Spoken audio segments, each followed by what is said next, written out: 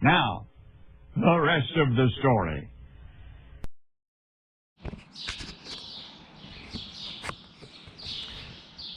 Well, I hope I got enough sunlight in here you guys can see me, which it's probably not as bad as I think. And I don't really think the shed looks the same it did the last video I had up for you guys, but literally got my mobile workbench here, trying to work on the corn planter, and I'm probably just gonna have to hang it up for the day. It's Saturday.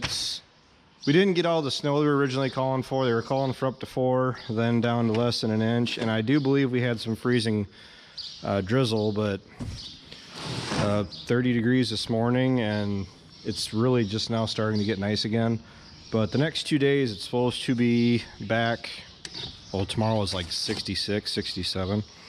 So this is what I say what, but this is one of multiple things that are going to be happening to this corn planter this year. Yes and no. This is the 360-degree wave system, and that's all your instructions. They're just the front and back. Colored for the most part, but the problem is, if I could have just done it a simple swap out, wouldn't have been a big deal. I did not realize that I had to do as much as I have to for this, and it's going to vary by planter to planter, and we have to go through and take out our Keaton seed firmers, and these waves actually come with their own little seed firmer that has to be installed right there. Word for those that aren't really familiar with these or haven't been around with these can actually be kind of sharp. The one that I have over by the planter, I ran my thumb across it the other way, and it catches right now. The reason we got to take the seed firmer out is because this thing is taking up the real estate where the old ones, the former ones we were using, are. I actually like the seed firmers. We're going from the firmers that have the fertilizer coming right out the back and being put directly on the seed. This actually incorporates the liquid basically right against where the seed is going. I'm not 1,000% certain, but I did talk to my friend, the parts guy, Ryan, and my concern was we go through, and in previous years, the way the planter's been set up, it's putting the liquid right on the seed, and that has significantly improved our seed emergence to the point where it's coming out of the ground greener, healthier, faster. And my biggest concern when I realized this is what I'd have to be looking at if I want to go with this option, it's actually putting it about 1/4 of an inch away from the seed, which my friend Ryan, who has already run this for a year or two now, has reassured me that it's close enough to the seed that when that seed sprouts, the fertilizer is readily available for it, so it's still going to allow it to really take off and get up out of the soil. What you're losing by applying it directly to the seed and what you're gaining by running this system with the liquid just off to the side here outweighs having the firmers set up the way we currently have them. I can show you it here too, but a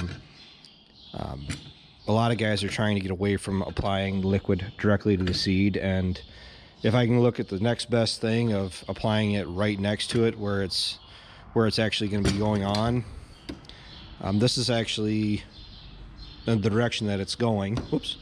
By design, it actually is rolling over the sidewall, dirt from the sidewall onto the top of the seed, and that is going to help with seed to soil contact. Another thing that my buddy Ryan just told me was it also, when you're dropping the soil over, see, this is a work in progress, it's actually dropping moist soil from the sidewall versus just dry dirt, as if I had the drag chains on top, because the drag chain is going to be pulling dry soil from the top of the ground into the seed trench, and that is exactly what you want either. So by going this route, the soil is going to will have moisture in it, packed in around that seed, so that way you're getting a more uniform seed emergence, seed to soil contact. You're running a smaller chance of your seeds not getting covered, where they're just laying in the dirt and they're still able to see the sunlight. They're not going to be willing to sprout all too willingly. So, and the big thing with everything we're doing to the planter is we're trying to get that perfect picket fence stand going across the field. So this is what your first trial row unit looks like, and I'm pretty much, even though I got the instructions, just finding out what all I need to do. And the thing that I've found is there will be no shortcuts, unfortunately. I mean, that's what I was really aiming for, because this isn't going to be a 5-minute job. Really considering working on it tomorrow, when it's hopefully going to be sweatshirt weather, and I can work on this without being covered in heavy clothing here. But I actually have to go through and take off everything, literally everything. This is pretty much going to be the only, from here to here is everything that's going to be on the planter. Unless I decide I don't want to put these on, which for a while there it crossed my mind, just because I understand what they're going to do. It's just compared to what I already have in the planter and the time I had to do this. But I got to take the seed discs off, the scrapers off, and actually the framing, the plastic mount for the Keaton seed trimmers, I have to take that out. I was hoping I could get away with leaving it on, but as you can see, hopefully, there's that gap here, and that gap means that that black piece in there has got to come out, so this will sit up where it needs to. So yeah, it should be pretty neat. I mean, we're going through also and having to change out the trash whippers. These are getting swapped out to a different design, and the planter in itself is going to really not look the same after next year, because I still got to get a bunch of the parts in, and it won't be till the end of summer. But the planter really needs a wash down. I do need to go through. I'm gonna have to go through and change all the chains out. Everything that's on here as far as chains are getting swapped out. They do have a bunch of surface rust, which with the way prices are, I can change all these chains out for a few $100, and then this should be, as long as everything goes according to plan, the last year that I have to mess with roller chains on the planter. So the 82 has been gone through, the 4020 is waiting on a part, and that'll be done. Actually gone through and changed quite a bit of the machines around here as far as doing the engine oils and the hydraulic oil filters and whatnot. The big thing is got to grease everything, clean the cabs out, scrub them all up. But as far as washing them, like getting the dirt and the dust and the grime and cleaning the windows off, that's like the last thing that we do, because dirt, floor, shed, I mean, it's going to look like this within a couple days. Why don't we go through and pour any concrete? Well, to really get full advantage of concrete in this shed, I believe I was told that I should just do like a section or a corner. But to be completely honest with ourselves, for me to fully get the use of pouring much of any concrete, I would really want to do probably somewhere about half the shed. So between those two doors, and do this whole area. But my list of things that I need right now are long enough where concrete in the machine shed just is non-existent. It's just the way that is. I was also asked really quick before I end this video why I don't use that door. The last time that door was open was actually for the farm day. I do believe that was the last time that door was open. So for those of you that came to the second farm day, you were witness for the last time the shed was open. The problem is we do store machinery through here largely. So as far as opening that door up and using it as a way to get in and out of the machine shed, it really isn't an option.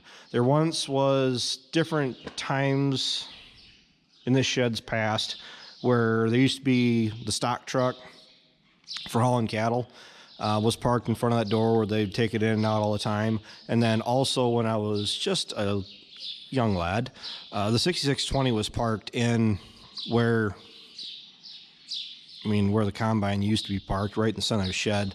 And then I remember we used to actually take it out that door, but it's kind of an odd place for the door anymore, to be honest. We don't need it. Plus we stack stuff, which a lot of that stuff I actually have earmarked to go away. But I don't know. You got me thinking about it. Maybe I should just open it up just to open it up, right? But I actually probably would have opted for, instead of the 2 doors. Granted, you got to remember when Grandpa built this shed, it was made for a completely different era. A lot smaller equipment. When he built the shed down at my place, the guy that built the shed told him that shed at that point in time was going to be big enough to house all the equipment Grandpa would ever need. We have a disc bind, 2 combine heads, and the 2 30-foot, the 2 30-foot corn heads, the header carts, the sprayer, and the disc bind, the tedder, and the New Holland rake. And that shed's basically full. So, and you also have to be careful what you put in it, because the shed, the door isn't very tall. If we could redo it, I would almost go the route of making this one bigger, either taller, even wider, would be okay with me. Make it a little bit easier trying to squeeze some of the machinery out of this shed. Taller would be nice, especially with the combine now, because we are officially to that point, like with the 9510 and the bin extensions. I could probably have gotten my hand from the bin extension, between the bin extension and the top of the door when you're pulling the 9510 out. I could get my hand in between them. With the 9770 and the big grain bin double hopper extensions, we've gotten to the point where once the combine gets pulled out of the shed and the bin extensions get folded up, unless they're calling for 3 feet of hail, the combine will stay outside until we're ready to put it away for the year. Just because it is kind of a pain to fold and unfold that thing. I know, I did it in December when the thing was all water and ice and slick just to walk on. I'll give you guys more of an update on the planner as I go.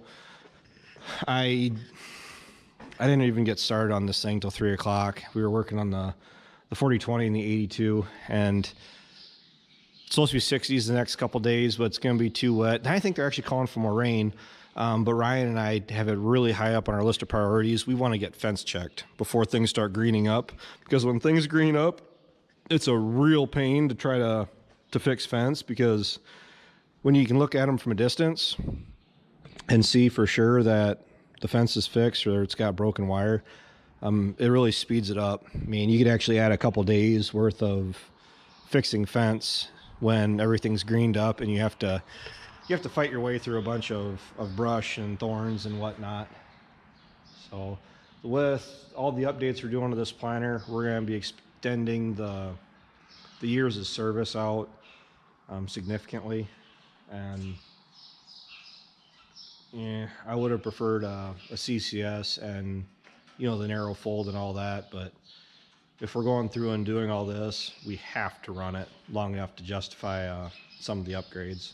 But you guys be along for all that, and dare I say, we could be planting a month from now, so really put some of the stuff in perspective as to how quick we need to start working on it. So thanks for tuning in. Take care, take it easy, keep in touch.